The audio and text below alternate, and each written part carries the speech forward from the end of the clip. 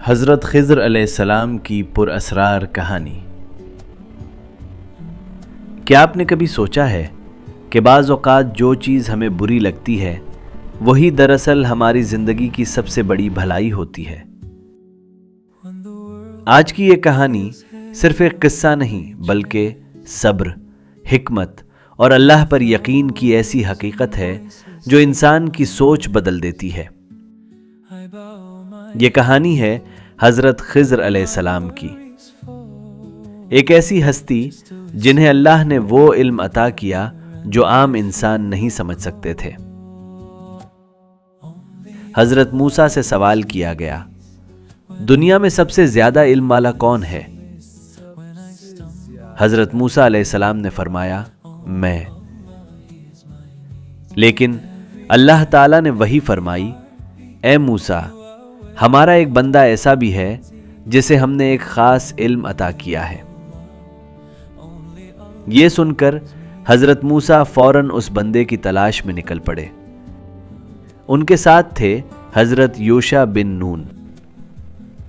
مچھلی کا راز اللہ نے ایک نشانی دی تھی، جہاں مچھلی گم ہو جائے گی وہیں وہ خاص بندہ ملے گا۔ لمبا سفر، گرم صحرا، تھکن، خاموشی، اور پھر اچانک ایک مردہ مچھلی زندہ ہوئی اور پانی میں کود گئی۔ حضرت موسیٰ فوراً سمجھ گئے یہی وہ مقام ہے۔ پہلی ملاقات سمندر کے کنارے، ایک پر اسرار شخصیت بیٹھی تھی، سبز لباس، پرسکون چہرہ اور عجیب روحانی کیفیت۔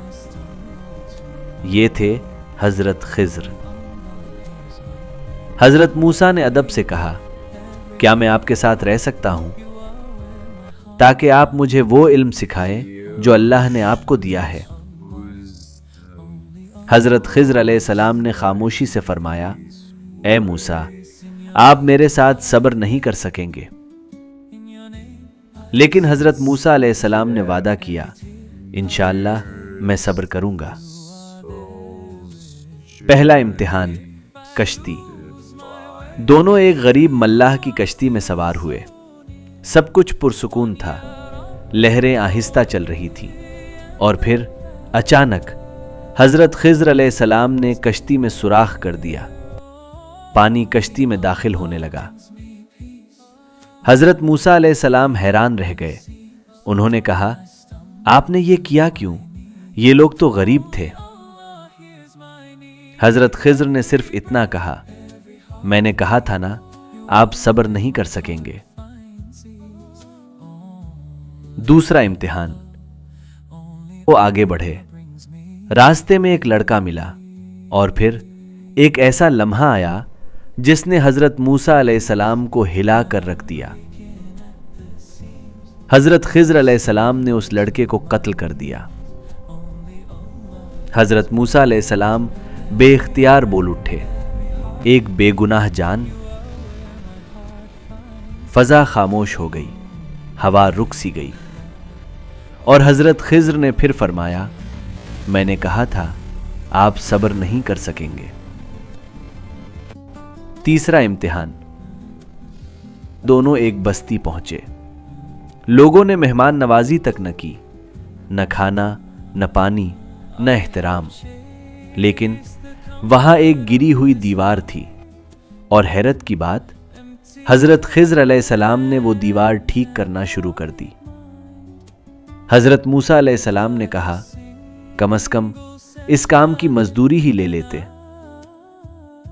تب حضرت خضر علیہ السلام رکے اور فرمایا، اے موسیٰ، اب ہمارے راستے جدا ہوتے ہیں۔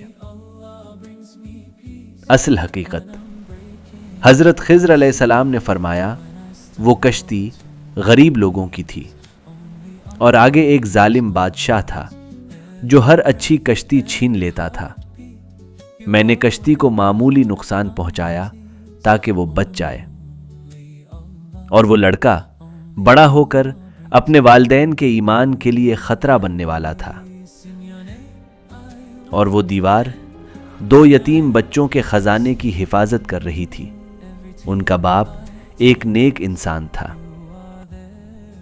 सबसे बड़ा सबक, कभी कभी अल्लाह हमारी जिंदगी में ऐसे फैसले करता है जो हमें समझ नहीं आते, लेकिन हर तकलीफ के पीछे कोई न कोई हिकमत जरूर होती है।